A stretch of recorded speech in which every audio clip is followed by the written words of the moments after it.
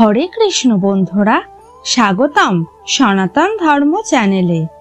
আজ আমরা জানব এমন একটি উৎসব সম্পর্কে যেটি শুধু এক টুকরো সুতো নয়, বরং একটি প্রতিশ্রুতি, এক পবিত্র বন্ধন এবং চিরন্তন ধর্মের এক মহৎ দৃষ্টান্ত। সেটা হলো রাখি পূর্ণিমা। 9ই আগস্ট 2025 এই দিনে পালিত হবে রাখি পূর্ণিমা। কিন্তু জানেন কি এর শিকড় কতটা গভীরে গাঁথা? প্রথমেই আমরা জেনে নিই দেবতা ও অসুরদের যুদ্ধের এক আশ্চর্য গল্প। দেবরাজ ইন্দ্র ভয়ানক এক যুদ্ধে পরাজিত হন অসুর বালির হাতে। তখন ইন্দ্রাণী শচীদেবী ছুটে যান ব্রাহ্মণের কাছে আশ্রয় নিতে। ব্রাহ্মণের মন্ত্র উচ্চারণে তিনি এক পবিত্র সুতো তৈরির নির্দেশ পান এবং সেটি তিনি বেঁধে দেন ইন্দ্রের হাতে। এই ছিল রক্ষাসূত্র, এক অলৌকিক প্রতিরক্ষার প্রতীক।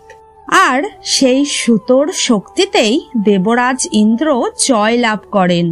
ঠিক এখান থেকেই জন্ম নেয় রক্ষাবন্ধন শব্দটা, এমন এক বন্ধন যা রক্ষা করে, জয় এনে দেয়।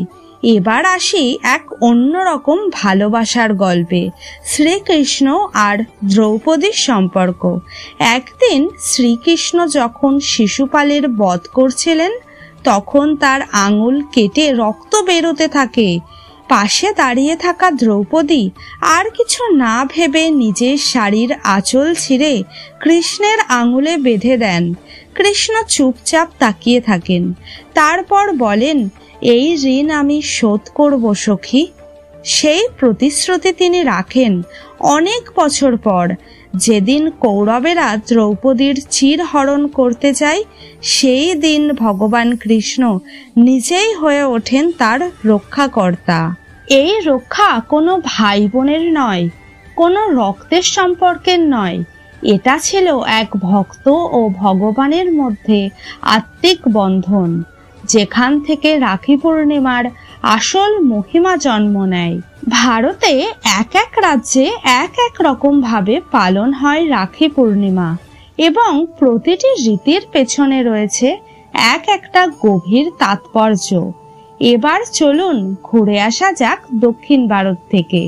দক্ষিণ ভারতে এই পূর্ণিমার দিনটিতে ব্রাহ্মণরা তাদের পুরনো উপবিদ মানে পবিত্র জ্ঞানসূত্র খুলে নতুন উপবিদ ধারণ করে। এই আচারকে বলা হয় উপাকর্ম, এক নতুন জ্ঞান যাত্রার সূচনা। এখানেও একটা রক্ষা আছে, আত্মার রক্ষা, ধর্মপথে নিজেকে আবার উৎসর্গ করা। এরপর চলুন মহারাষ্ট্র আর গুজরাটে। এখানে রাখি পূর্ণিমা শুধু ভাই বোন নিয়ে নয়, এটি সমুদ্র দেবতা বরুণের পূজার দিন। মৎস্যজীবী, কৃষক, এমনকি সাধারণ মানুষ এই দিনে সমুদ্র বা নদীতে স্নান করে বরুণ দেবকে প্রণাম করেন, যেন প্রকৃতি অনুগ্রহ করে, বৃষ্টি ঠিকমতো হয়, ফসল হয় ভালো, জীবন চলে নির্ভয়ে। আর এবার চলুন ইতিহাসের পাতায়, রাজপুত রাজ্য চিতোড়। রানী কর্ণাবতী যখন জানতে পারেন যে তার রাজ্য আক্রমণের মুখে, তখন তিনি কোনো অস্ত্র ধরেননি, বরং একটি রাখি পাঠান মুঘল সম্রাট হুমায়ুনকে। তিনি সেনাবাহিনী নিয়ে এগিয়ে যান রানীর রক্ষা করতে। এখানে রাখি শুধু এক ভাইয়ের কথা বলে না, এটা বলে মানবতার কথা, কর্তব্যের কথা, রক্ষার প্রতিজ্ঞার কথা। এক টুকরো সুতো কেবল রাখি নয়, এটা এক আত্মিক চুক্তি, প্রাণ দিয়ে হলেও রক্ষা করব, সেই অঙ্গীকার। রাখি পূর্ণিমা আসলে আমাদের শেখায় নির্ভরতা নয়, বিশ্বাস, সম্পর্ক নয়, রক্ষা ও কর্তব্যবোধ।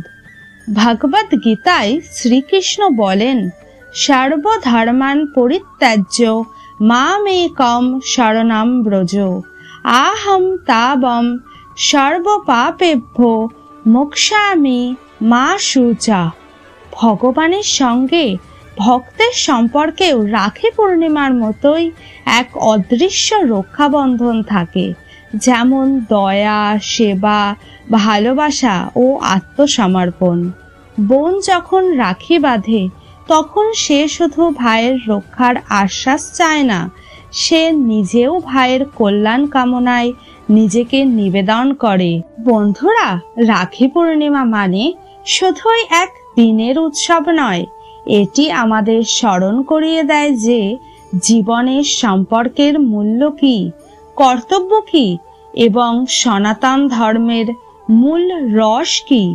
এই পবিত্র দিনে আমরা প্রত্যেকে যেন আমাদের প্রিয়জনের জন্য ঈশ্বরের কাছে আশীর্বাদ চাই ও নিজেদের মধ্যে এই রক্ষা বন্ধনকে আরো দৃঢ় করি।